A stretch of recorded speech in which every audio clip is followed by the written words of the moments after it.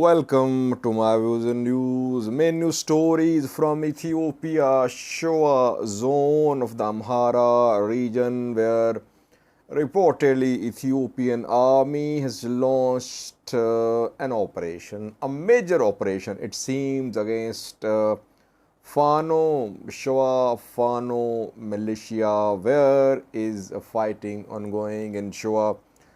Shewa is a very sensitive zone. Both Oromia Special Zone, North Shewa Zone of the Amhara region are two sensitive zones. Why?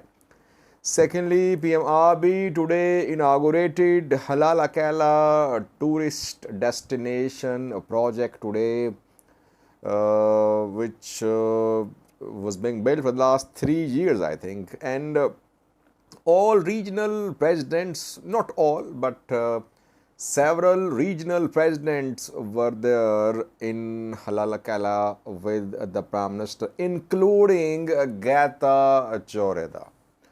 So Tigray interim president was there, but another regional president was missing. And thirdly, viewers, Isaias Afwerki is going to appear on Eritrean state-owned television channel at 7 p.m. local time. Interview on Sudan. Firstly, viewers, North Shewa Zone of the Amhara region, where Ethiopian National Defense Force has launched an operation. We are receiving reports from more than one areas that fighting is ongoing. Firstly, in Majate, Alabama, Kabale, where fighting ongoing for a few hours. Here fighting is ongoing between Shewa militia, Fano militia, and Ethiopian army. Close to Ataya and Shivarobit as well, clashes are ongoing reported. It seems that Ethiopian army has decided to launch an operation in Shewa to disarm Fano fighters. Fano fighters are still armed. We know that in Shewa, the Amhara Prosperity Party Executive Committee member Girma Jitila was assassinated. Ethiopian government accused two Fano commanders, one from East Amhara, Mere Wadajo, and second one from Shewa, Balate Geshau. Mere Wadajo denied having involvement in the assassination of Girma Jitila. But Ethiopian government leaked an audio call recording between Balate Geshau and Mere Wadajo. Is the audio recording fake or legit? We don't know. But that recording was shared through a pro-government news outlet as an evidence, as a piece of evidence that Fano commanders planned assassination of Girma Jitila. Girma Jitila was buried in Mahal Maida yesterday. And after that, we are seeing start of this major operation against Fano fighters in Shewa. North Shewa, Amhara, Oromia Special Zone Amhara, both are sensitive zones. Why? Because Oromos live in these two zones too. And we have seen clashes between ethnic Amharas and Oromos living in these two zones. If fighting goes on between Ethiopian National Defense Force and Amhara Fano fighters, it can have an impact on Oromo-Amhara relations too. Oromo-Amhara people who live in these two zones, especially in North Shewa Zone. Already we are hearing claims that the operation is launched by, not by ENDF, but by Oromia PP. That Oromia soldiers are clad in the uniform of Ethiopian National Defense Force. So already Oromo Prosperity Party is being accused by Amhara hardliners. If fighting goes on and large scale casualties happen, we could see its impact on Amhara Oromo harmony in this zone. Let's see.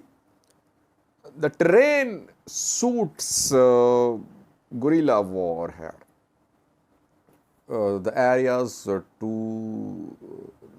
close to Majate, close to Shewa Fano, Atai, have forested mountains where these Amhara Fano fighters can wage guerrilla war for a long time. If they managed to organize themselves, they managed to counter this first onslaught. Let's see. What will locals do? Because we saw that in Gondar, locals supported Masfin. And that is how Masfin repelled first attack on his camp by Ethiopian National Defense around 48 hours ago. What will happen here? Will locals support Shewa Fano, or will they remain neutral? That will see in coming days, viewers. Secondly, PM Abiy today inaugurated a tourism project in southern Ethiopia. Halalakela tourist destination site was inaugurated by the government. Being built for the last 3 years, it has been completed, I think. PM Abiy was there. He invited regional presidents too.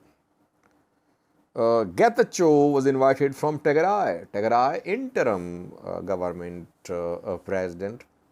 Shemal Sabdisa was there too. SNNPR regional president Yerdao was there. Mustafa Umar accompanied the Prime Minister. No Amhara regional president. Yilkal Kifale was not there. And now Getachew is closer to PM Abiy than Yilkal Kifale maybe. Or Yilkal had some other engagements. That is why he could not attend this inauguration.